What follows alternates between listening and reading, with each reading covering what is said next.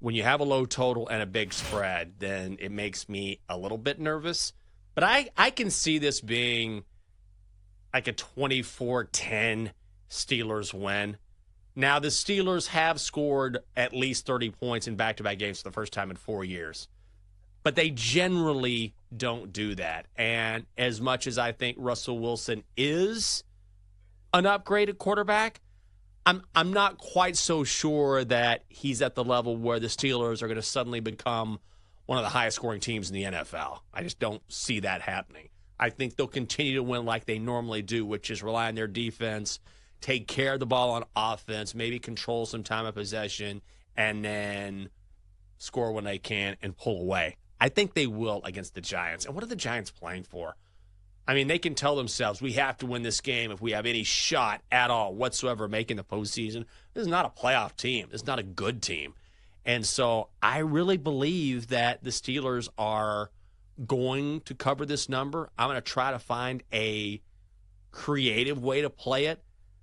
But when I look at the Giants, it's sort of like last week when we were handicapping games. What game was it where we just could not make a case for the other side? I forget what it was. Panthers? Yes, it was the Panthers game. That was one of my wins over the weekend where I was like, I know this number is huge, but the Panthers have Bryce Young at quarterback. They're playing for nothing. They're really banged up. They're playing a very good defense. How are they going to score? Now, make no mistake, Daniel Jones is much better than Bryce Young. Bryce Young, God bless him, he's just not an NFL quarterback. He's just not.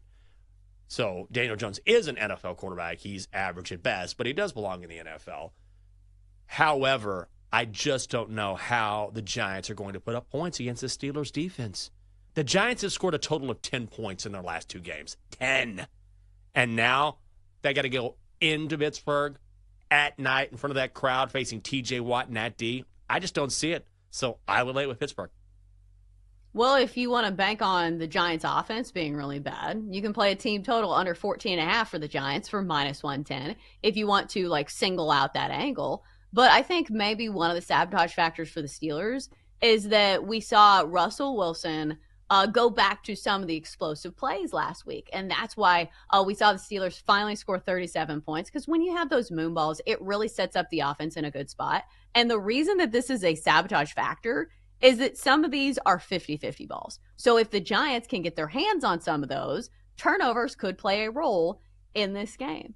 I do think that maybe it's going to be like a little bit more conservative. Like, I don't think we see another like Russell Wilson explosion game in this one. I don't think we see 37 points yet again, but I do think the offense is going to be noticeably better. But I do think the bettable angle when you talk about the Russell Wilson moonballs is you look at a longest reception prop for George Pickens. It's set at 23.5. And I looked, the Giants have given up this number to a receiver every single game this year. And in fact, to the Bengals a couple games ago, they gave this number up to 3 receivers. So if anybody has that high-end potential, it's always George Pickens, somebody who's a little feast or famine. But when it comes to those deep balls, it's always him that's really, the main target. Last game, he had 9 targets, 111 yards receiving. I think even if you want to play just any of his normal props for receiving, for receptions, he clearly is a favorite target of Russell Wilson. Like, sometimes this is a good angle when you change quarterbacks, because obviously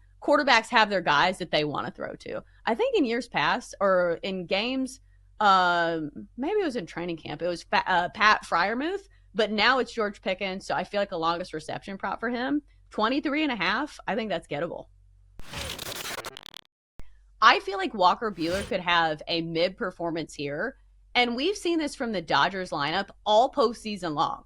This is not a Dodgers team that needs to win in low-scoring affairs. This is a team that can score 8 runs on any given night, and that's what we've seen in the postseason, is that it feels like no matter what their starting pitcher throws out there, they can score so many runs that it kind of, cancels it out. So when you're giving me the Dodgers at +120, I still feel like I would kind of lean towards that side. As far as the total goes, I feel like there's not really an edge for me here because, number one, Walker Buehler is pretty volatile, like you mentioned. I feel like he could go one of either direction, and both these lineups are pretty volatile. Like the Dodgers, I feel like you can kind of count on him to score some runs, but you've got to remember that it's also more baseball weather when it comes to New York. by the fact that it's going to be in the 50s as opposed to when we were in LA. It's harder to hit home runs in colder weather, but also it's at Yankee Stadium, which is very home run friendly. And you look at the Yankees, they can go either direction. Not Mm-hmm. really a team that hits for average as much, but a team that can certainly, with one swing, put a bunch of runs on the board. So I just feel like I'm kind of all over the place when it comes to a total. At 8.5, I just don't have a strong feeling. Yeah, I don't either. I want to lean to the under just because, again, I think the Yankees, by virtue of the fact that they have to have this game, will keep it tight, keep it close to the vest as far as keeping Clark Schmidt on a leash here and then letting their relievers take over from there. But at the same time, I don't know. It's Yankee Stadium, and that is a different park than Chavez Ravine. So I I cannot figure out, as you can tell from me sort of stammering, like, I don't know. I don't, But yes, I think the game script lends itself to an under. I think the colder weather lends itself to an under. I also think that when you're talking about Yankee Stadium, it is a different park, and you have a lot of pitchers that can take advantage of the different dimensions there. And so we've seen the money sort of push the juice to the over now, where the total is 8.5. It was juiced to the under. Now it's slightly juiced to the over. So I really don't know what to do with this total. I would lean to the under, but I don't feel great about it.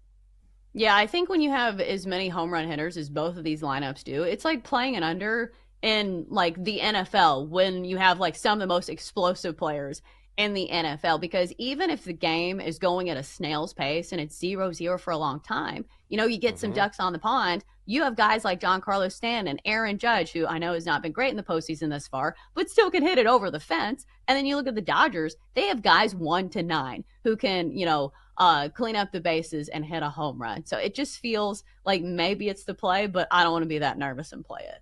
As far as actual plays in this game, I think that the Shleesh theory is probably the most bettable one for me. So I think I'm going to go with Clark Schmidt under his strikeout prop. He has not hit this in a single postseason game this far, and he's kind of had a short lease. He is yet to go 5 innings in a single postseason start.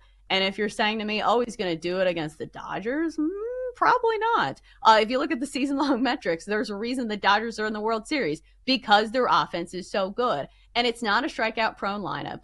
And Clark Schmidt is not really a strikeout prone pitcher. So I'm going to go under 4.5 strikeouts for Clark Schmidt because you're covered in a couple scenarios.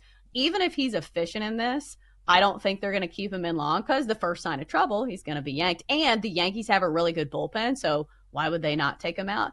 And also, even if he gets roughed up, in the first couple innings, I don't think he's going to strike out 5 if he's only in there for a few innings. So I think that's what I'm actually going to play.